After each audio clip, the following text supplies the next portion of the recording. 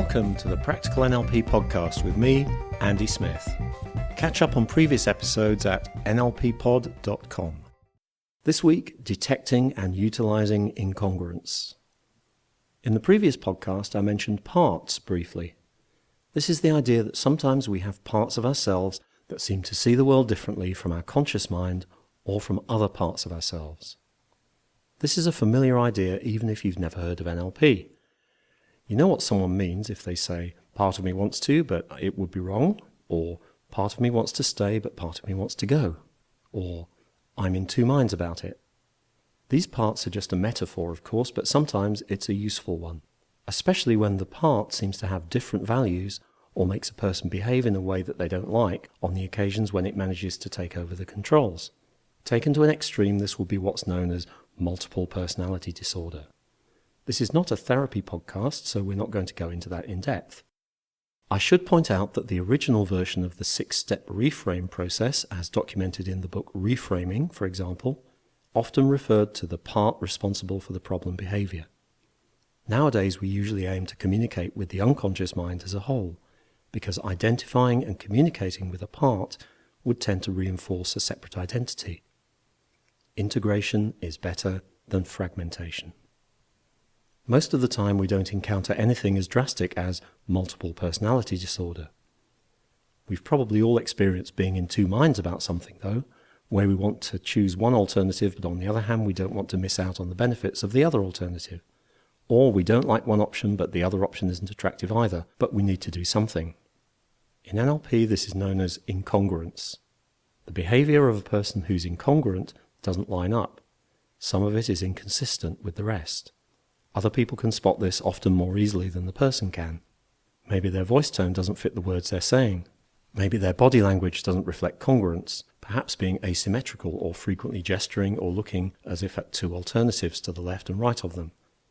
Maybe their behaviour doesn't fit with what they're saying, or is inconsistent with what they claim to believe. Sometimes you get serial incongruence, where the person behaves one way for a while and then switches over to a completely inconsistent behaviour pattern. I had a client once who for about 6 months of the year was a real straight-edge health fanatic.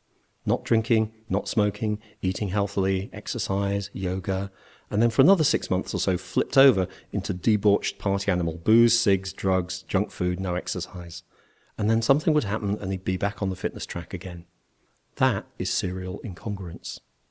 Let's consider the relationship between incongruence and leadership. Incongruence is the opposite of integrity. Integrity is generally agreed to be a vital quality in a leader. It's usually defined in terms of honesty and adhering strongly to an ethical code. However, when applied to non-human areas such as a body of data or an ecosystem, something that has integrity is intact, whole, or not tampered with. This was in fact the original meaning of the word from the Latin meaning untouched. Integrity therefore came to mean ethically sound by metaphorical extension. As so often with metaphors applied to human subjective experience, we can discover something useful when we take the metaphor literally. Consider a person who's grappling with an inner conflict or dilemma. It may be that two of their most important values are in conflict, or that they can't choose between alternatives that seem to be equally tempting or equally scary. Because memory, learning, and behaviour are influenced by emotional states, it could even be that what they believe and how they act change significantly depending on how they're feeling. Can a person who has significant unresolved internal conflicts be a good leader? It's doubtful. Such a person would find it hard to make decisions and stick to them, because whichever alternative they choose would leave part of themselves unsatisfied. In addition, when you feel ambivalent about your own decisions, it's hard to defend them against criticism. So unresolved incongruence doesn't make for good leadership. It leads to indecision, inconsistency, and an inability to stick to your guns, none of which are desirable characteristics in a leader. In order to build the sound internal foundation, also known as character, which is necessary for leadership, you need to resolve any significant internal conflicts. There's a process for that called parts integration, and we'll be learning it in the next podcast. Being congruent also means that you will be perceived as walking your talk, the key element in leading by example. So how can you identify incongruence in yourself and others, and how can you use it? Incongruence isn't bad, by the way. It's just a state that's telling you that something's not right, and that you need something more, perhaps more information, perhaps to resolve a conflict within yourself, before you want to commit to a particular course of action. It's worth knowing when you're incongruent, because other people can probably tell too. Also, decisions taken in that state often have to be changed later. I'm pretty sure you know when you're incongruent and when you're congruent.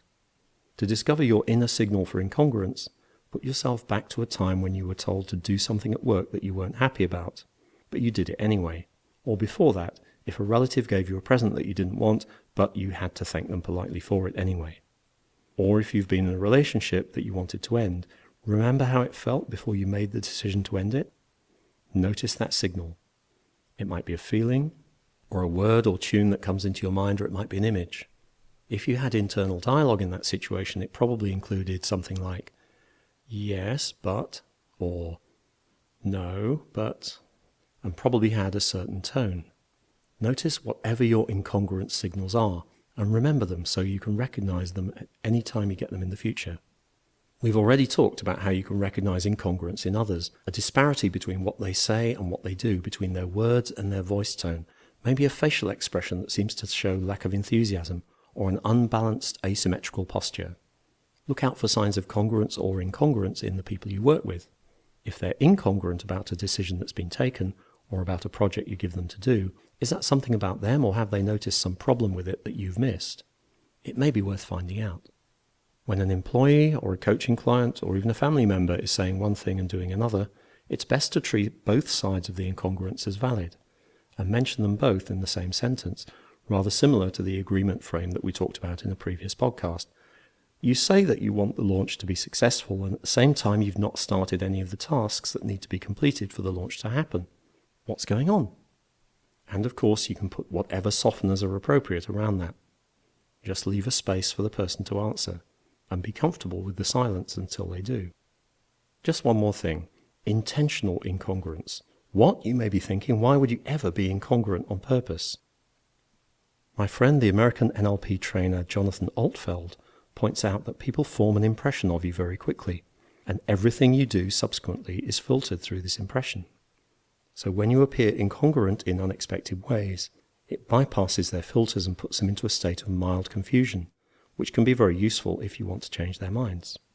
That's mild confusion. Deep confusion is not useful, as it will usually result in them wanting to get you out of their office. Mild confusion is a useful state to evoke in others when they're leaning towards an unfavorable decision, because it reopens the possibility of them changing their minds. So if someone in a business meeting has expressed a decision that you don't want, Jonathan suggests asking, "Are you sure?" but in a statement tonality rather than a question tonality, and at the same time gently and slowly shaking your head. Then following it up with something like, "Or might there be other possibilities you haven't considered yet?" in a question tonality while gently nodding your head. Try it out in a non-critical situation and see what happens. That's it for this week's podcast.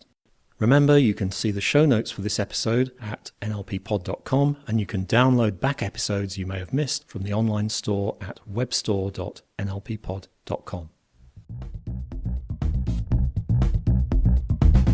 See you next time.